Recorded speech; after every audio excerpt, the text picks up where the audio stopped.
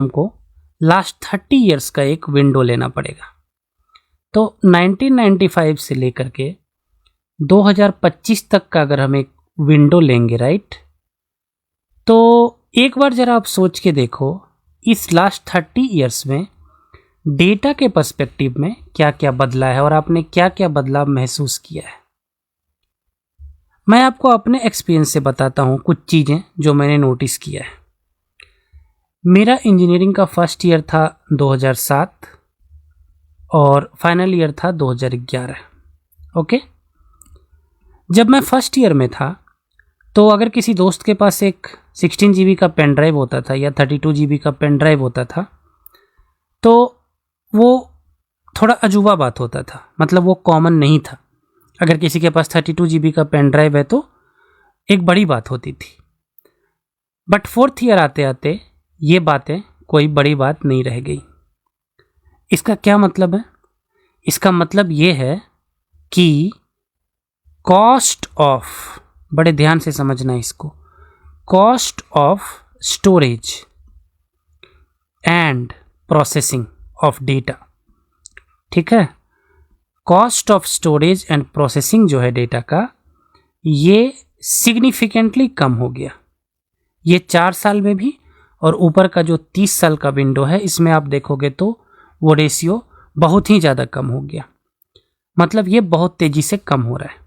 ये पार्ट 1 है हमारे डेटा स्टोरी का। पार्ट 2 क्या है हमारे डेटा स्टोरी का?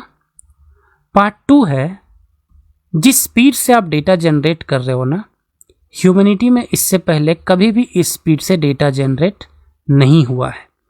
स्पीड ऑफ डेटा जनरेशन जो है वो इस स्पीड में डेटा कभी भी जनरेट नहीं हुआ है।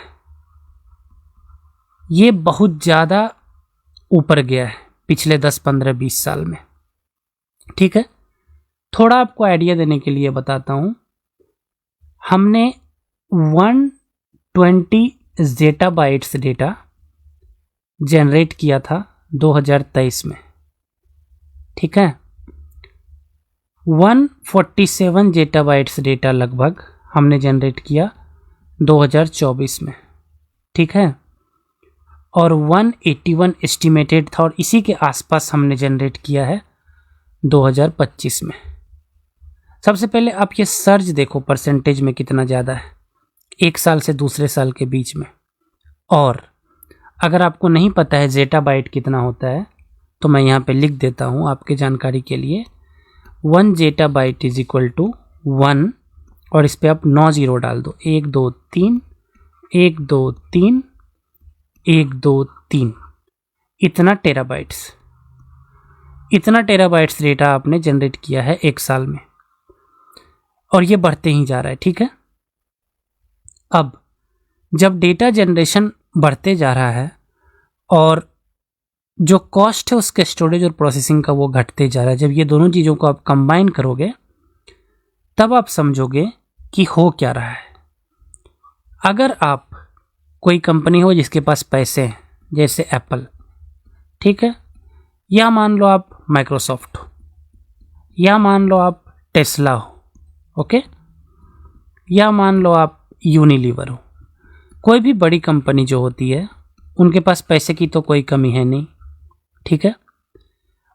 अब जब पैसे की कमी नहीं है और बहुत सारा डेटा है तो क्या होगा, उस डेटा को यूज करके वो अपने बिजनेस को ग्रो करना चाहेंगे, as simple as that, right. इसी के लिए under the umbrella of data आप नोटिस करोगे बहुत सारे नए नए जॉब्स, बहुत सारा ग्रोथ, बहुत सारी नई नई अपॉर्चुनिटीज़ आ रही हैं।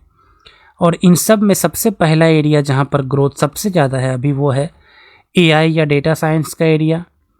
फिर आपका क्लाउड का एरिया में भी बहुत ग्रोथ और डेवलपमेंट है। फिर आपका IoT का एरिया ले लो, उसमें भी है, या फिर डेटा एनालिसिस का एरिया ले लो, या फिर डेटा इंजीनियरिंग का एरिया ले लो। किसी भी एरिया में टैलेंटेड रिसोर्सेज का बहुत डिमांड है, क्योंकि anybody who can make sense of data, उनकी ज़रूरत हर जगह है, ठीक है। इन सब में से भी AI का सबसे ज़्यादा क्यों है? AI का सबसे ज़्यादा इसी के लिए है क्योंकि AI ही वो जगह है जहाँ की डेटा का मैक्सिमम सेंस बना सकते हैं हम, जहाँ की हम डेटा के पैटर्न्स को देख के अपने बिजनेस को ग्रो कर सकते हैं, जहां हम डेटा से ये समझ सकते हैं कि फ्यूचर में क्या होगा, जहां हम ट्रेंड समझ सकते हैं। इस कारण से एआई सेंट्रल पीस है आपके डेटा स्टोरी का। एआई ही सबसे ज़्यादा डिमांड में है और एआई ही अभी डिमांड में रहेगा, क्योंकि जितना ज़्यादा डेटा जनरेट होता रहेगा उतना ज़्यादा उसमें अपॉर्चुनिटीज़ बनती रहेगी। और ये दोनों चीज़ हमेशा ही सही रहेगा, क्योंकि स्टोरेज और प्रोसेसिंग तो सस्ता होता ही रहेगा, डेटा जनरेशन हमेशा ज़्यादा रेट में होता ही रहेगा। तो एआई और डेटा साइंस का डिमांड हमेशा बढ़ने ही वाला है, घटने वाला नहीं है। और स्किल रिसोर्सेज का इसमें ज़रूरत हमेशा रहने ही वाला है। तो इस छोटे से एग्जाम्पल से मैं आपको क्लियर कर देना चाहता था कि एआई का बूम क्यों हो रहा है और डेटा अम्ब्रेला के अंदर हर चीज़ का ग्रोथ क्यों हो रहा है। अभी हम समझते हैं कि डेटा कैसे नया ऑयल बोला जाता है आज की दुनिया में।